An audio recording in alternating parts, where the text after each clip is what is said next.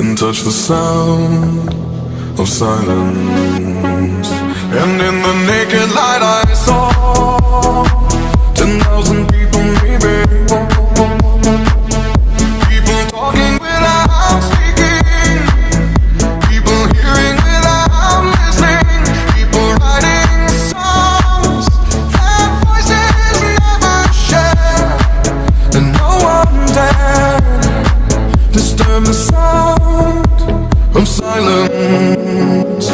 Fool said, you do not know. Silence like a cancer grows. Hear my words and I might teach you. Lay my arms and I might reach you.